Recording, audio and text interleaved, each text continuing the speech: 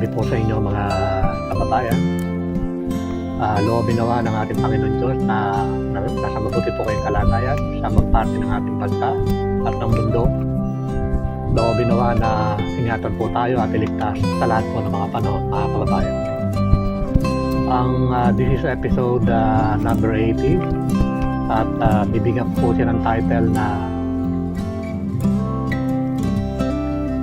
mas mataas pa ang laser ko Super Fortress kaysa mga batas at constitution, mga kababayan. So, yan po ang pag-uusapan po natin. Bakit po mataas ang laser ko Super Fortress kaysa mga batas o constitution, mga kababayan. Bibigyan ko lang po kayo ng background mga kababayan. Bawat bansa po o tribo, lugar, nasyon o iba-ibang lahi ng tao sa buong mundo, may kanya-kanya pong mga sinusunod na mga batas po. So sila rin po mga gumawa niyan, may sarili silang mga tagagawa po ng mga batas.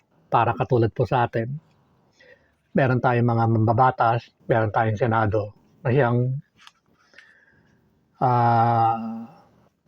nag-iisip at gumagawa po ng mga batas. At yan po ay dadalhin po yan sa Malacanang upang pirmahan po ng Pangulo upang yan po ay talagang maging ganap na batas. At magkakaroon po ng implementation base dun sa after ng I think publication. Hindi ko lang alam kung ilang araw yan. So, ganyan po ang mangyayari. So, ganun din po ang bawat bansa ay merong constitution. So, ano po ba ang layunin po ng mga batas sa bawat nasyon? So, kinirate po yan upang ang mga tao po ay maging masunurin. Kumbaga, katulad ng huwag kang papatay. So, ibig sabihin, para mamulat po ang mga tao na bawal po ang pumatay, bawal po ang mga abuso, bawal po ang magnakaw. So, yan po ang mga batas. Actually, ginaya po natin yung mga batas na yan sa Diyos. Siya po ang unang nagbigay po ng mga batas, yung tinatawag pong the Ten Commandments. So, para mga lingkod ng Diyos o yung mga Israelita ng araw ay maging ganap at maging kaya sa paningin ng Diyos, mga kababayan. So, ganun din po sa atin. Meron po tayong mga batas upang sundin po natin. Upang maging takbo po ng buhay po natin ay tahimik, walang gulo, peaceful, masagana, and so on, mga kababayan. So, kumbaga, yan po ang ating gabay sa lahat po ng takbuhin po natin sa buhay na hanggang sa kamatayan po ay mananatiling mga batas, mga kababayan. Kaya napakahalaga po na yan ay sundin ng mga tao, yung mga batas, upang mayroong order ang ating bansa, mga kababayan. So, yan po ang meaning po ng mga batas. So, hindi naman ako abogado, so hindi ko na i-elaborate pa kung ilang po mga batas po yan. Napakarami po yan. Mapadagat, mapalupa, mapahimpapawid, mapasosyal o mapa-spiritual man. Napakarami po yan. So halos hindi na po mabilang yan. Ganun din po yung mga batas o halintuntunin na binigay ng Diyos sa mga Israelita. Napakarami po, mga kababayan. So ganun din po ang konstitusyon. Gabay po natin yan sa pang-araw-araw ng buhay natin. Kumbaga, andyan po yung mga karapatan po natin upang tayo ay mamuhay ng walang gagalaw sa atin. At may protection po yan sa mamamayan. So, katulad din po ng mga Bill of Rights. So, andyan po lahat ang mga karapatan po ng mamamayan upang siya po ay makagalaw ng peaceful, mga kababayan. So, andyan din po yung mga tinatawag na mga kung kayo po ay kakandidatong senatorial o kakandidato po kayong vice president o president, andyan po lahat yung mga susundin upang kayo po ay makapag-file po ng Certificate of Candidacy sa COMELEC po mga kababayan. So napakarami po niyan yung sinasaad po sa ating Constitution. Pero usually po yan ay gabay po yan kung paano po mabubuhay ang mamamayan ng peaceful at ang bansa po ay makakapaglingkod sa mamamayan ng maayos po mga kababayan. So all in all, ang mga batas po at ang Constitution po ay gabay po yan sa atin upang tayo po ay mamuhay po ng may kapayapaan mga kababayan. So ang tanong, bakit sinabi kong mas mataas pa ang laser course of Fortress kaysa dalawang ito? Alam nyo mga kababayan, na-discover ko po yung laser course of Fortress on November 2017 at na-resto po yan sa National Library on February 2019 mga kababayan. So bakit ko po nasabing mas mataas pa po yan sa mga batas at sa Constitution? Kasi nga po,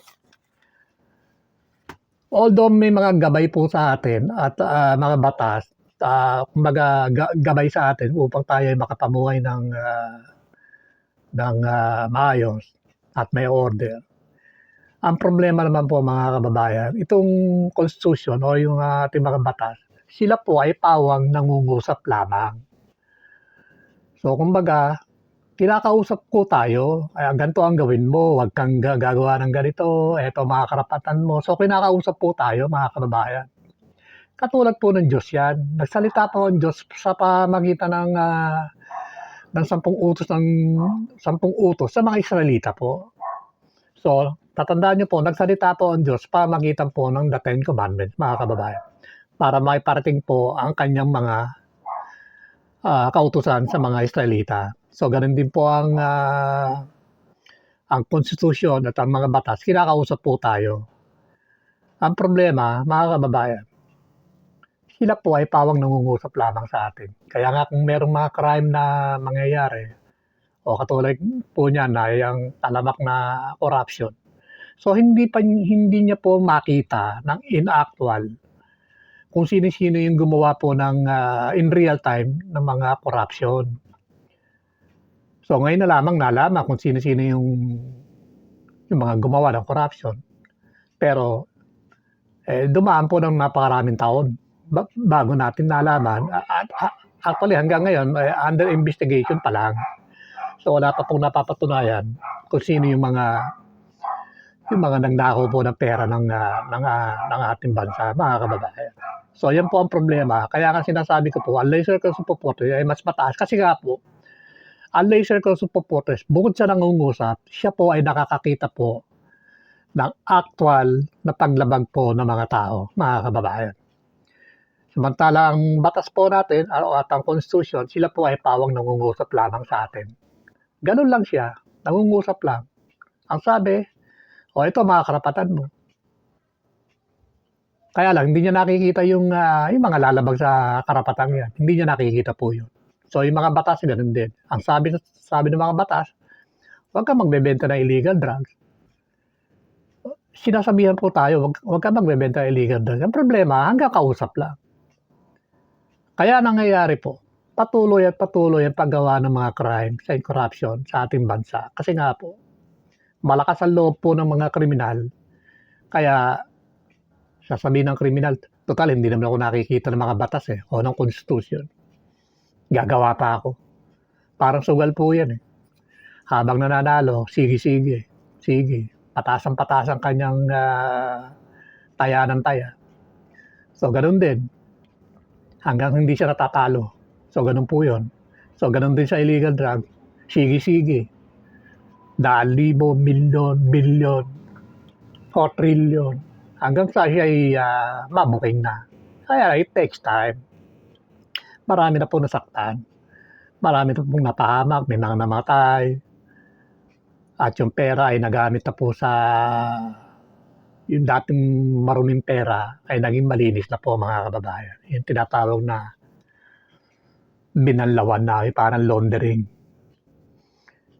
So, yun po ang nangyayari mga kababayan. Hindi po makita po ng ating present system, ng ating constitution, o ng ating mga batas ang mga paglabag po ng mga tao in actual, in real time. Ora mismo, hindi po makita. Unlike sa laser consultaportes, kaya sinasabi kong mas mataas po siya, kasi nga po, siya po ay nangungusap at the same time at nakakakita po siya ng mga paglabag po ng mga tao. Kaya nga, kung ito po ay paiiralin ng ating mga wisdom servants of government, ang bansa po ay magkakaroon po ng long-lasting peace, prosperity, and security. So wala na pong mga pa na gumawa pa ng mga illegal drugs, ng corruption, hidden agenda, illegal business, illegal transaction.